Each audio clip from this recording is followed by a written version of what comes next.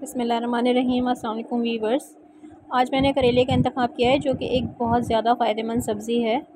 इसको पका के खाया जाए, इसको उबाल के इसका जूस पिया जाए, इससे कॉन्स्टिपेशन में फ़ायदा होता है। चेहरे की एक्ने वगैरह में बहुत मददगार साबित होती है। खून को साफ़ करके पतला करके ये चेहरे के कील मुहासे और झाइयों को छुटकारा दिलाती है। शुगर वाले अफराद के लिए इंसुलिन में इजाफ़ा करती है जिस्म में।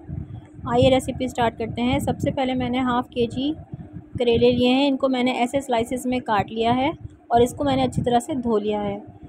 इसको मैंने कोई नमक के पानी में नहीं भिगाया। एक कढ़ाई में मैंने हाफ़ कप ऑयल लिया है और उसमें ये मैं डायरेक्ट ऐड कर रही हूँ। अब हमें इनको गोल्डन ब्राउन करना है। मुसलसल चमचा चलाते रहना है। इनको तकरीबन 7 या 8 मिनट तक हम इस तरह चमचा चलाएँगे तो ये इस शक्ल पर आ जाएंगे। खूबसूरत से बेहतरीन से करेले फ्राई हो गए हैं। अगर आप इसे ज़्यादा फ्राई करेंगे तो ये मज़ीद कड़वे हो जाएंगे और अगर आप इस तरीके से फ्राई करेंगे तो इनकी कड़वाहट कम हो जाएगी। इसको अब मैं निकाल लूँगी। इसको मैं थोड़ा साइड में कर रही हूँ ताकि इसका तेल निकल आए। इसको अब हम एक प्लेट में निकाल लेंगे सारों को।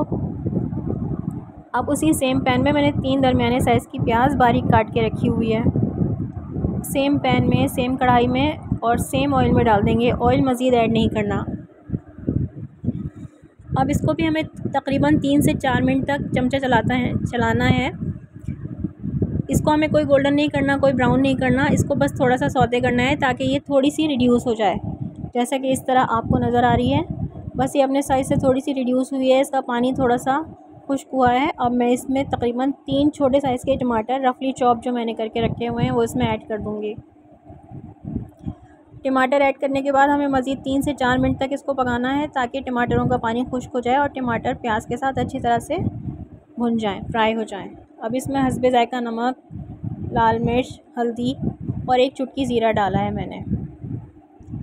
जैसा कि आप देख सकते हैं कि सारी चीज़ें अच्छी तरह से यकजान हो गई हैं। अब मैं इसमें पहले से फ्राई किए हुए करेले जो हमने रखे थे वो इसमें मिला दूँगी। अब इन सब चीज़ों को अच्छी तरह से मिक्स करेंगे ताकि सब चीज़ें अच्छी तरह यकजान हो जाएँ। इसके ऊपर थोड़ी सी हरी मिर्च काट के डाल दें आप अपने जायके के मुताबिक और थोड़ा सा हरा धनिया डाल दें। 2 से 3 मिनट पकाएं कि हरे धनिया और मिर्चों की खुशबू आने लगे और थोड़ा सा ऑयल रिलीज़ हो जाए। इतना ऑयल बिल्कुल मुनासिब था। आप चाहें तो ज़्यादा भी रख सकते हैं लेकिन फिर वो अनहेल्दी हो जाता है। अब आइए डिश आउट करते हैं। देखिए कितनी बेहतरीन सी डिश तकरीबन 15 मिनट में तैयार हो गई है।